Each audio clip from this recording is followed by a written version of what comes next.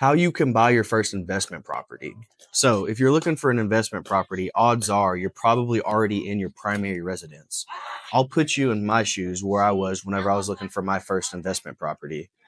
I had something that was called my DTI was maxed out in terms of my total debt payments, and my current monthly mortgage equaled 45% of my total income, which is where most people are if you're in a house and you have a mortgage to your name. Even if it only equals 40% or 35%, probably still can't afford DTI wise to add another debt payment onto your credit report. So what you do is you buy it in an LLC.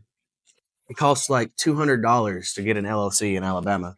Then from there, what you do is you can use hard money, or you can do something called a debt service coverage ratio loan, DSCR. It's really awesome. I'm going to be talking a little bit about a DSCR today as well. A DSCR, you do need 20% down. What you can do is you can bring in an outside investor to cover that 20% down, or you can use hard money to buy the home and do a very small down payment and then refinance into a DSCR. If you try to refinance into a conventional mortgage, they're going to look at your DTI. They're going to look at all this stuff. It's going to be really difficult. Ooh, okay. But if you buy a home with hard money, let me walk you through step by step on how we bought a investment property with hard money and we refinanced it into a DSCR loan. So we bought an investment property for $90,000. It needed about $30,000 worth of work. So, and then after fees and everything like that for closing with the hard money, we were all in at around 125.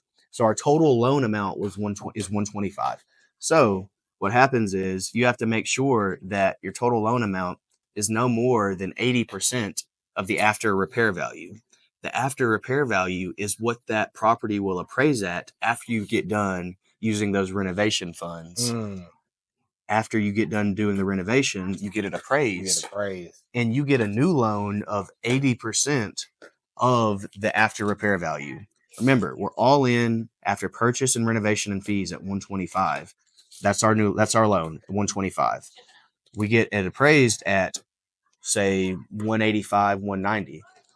Our new loan will be it'll be a little bit above that 125. It'll be about 135, give or take. We actually get 10K back. It's cash, and our new loan is around 135, give or take.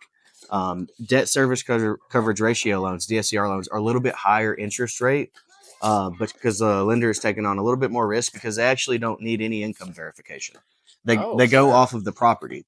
So with a DSCR loan, they just have to make sure that the cash flow is 1.25%, or sorry, 1.25 times more than the debt coverage. So what I mean by that is if the house mortgage, if the note and everything is $1,000 a month, they need to make sure that it's going to cash flow $1,250.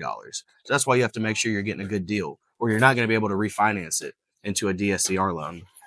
So with hard money, whenever you're purchasing with hard money, a lot of the times if you're working with a good hard money lender, we use Longhorn Investments out of Dallas, Texas. We work with a guy named Evan. He's a great guy. So with Longhorn, for example, on this $90,000 purchase, we only had to put down $7,000. That's crazy.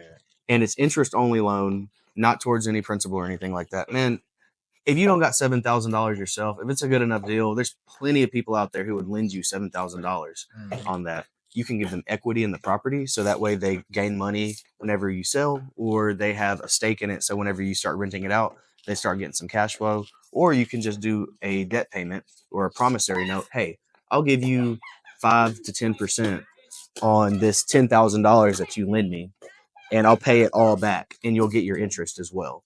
So there's so many ways you can structure it. And there's a really good book called Investing in Real Estate with No and Low Money Down by Brandon Turner. You get creative. You really don't actually need a whole lot of cash. What you do is you buy cash producing assets to give you that cash. And then you can leverage those assets to buy more if you're getting a really good deal. So let's just run through an example. Let's say you find a house that's $100,000 for the purchase price. Let's say it needs $25,000 worth of work. So you're all in at 125. And then you do a cash out refinance at 80%, right? So the cash out refinance is wherever you take 80% of the after repair value, and then you get a new loan.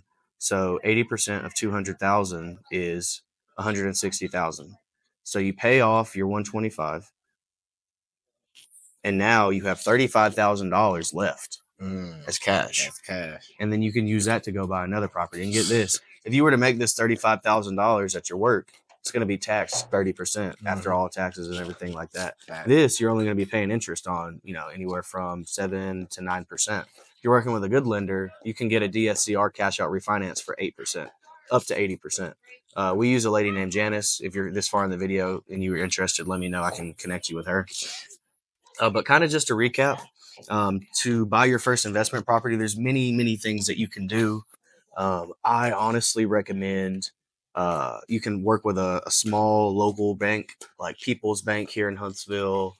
You can work with Bank Independent. There's so many little banks that you can work with. You can find a debt service coverage ratio lender, and they'll let you purchase for 15% down of the property value. Or if you really want to not pay as much down, but you're going to be paying a little bit more interest, hard money, it's higher interest, but you don't have to pay as much down. So on $100,000 property, you might be only looking at 10,000 down. And then after that, if you do use hard money, you're going to want to refinance that property into a long-term loan, preferably 30 years. And if you don't have a job, if you're self-employed, or if you're an entrepreneur, the debt service coverage ratio loan, DSCR loan, they don't go off of your income. They go off of the property's income. And like I said, the property just has to cash flow 1.25 times the amount of the debt of the mortgage. For example, one more time, if the mortgage is $1,000, has to cash flow $1,250. So that is how you buy your first investment property. I know it sounds like a lot. You got any questions? Comment below, hit me up. Let me know if you have any other questions. And I look forward to hearing from y'all. Peace.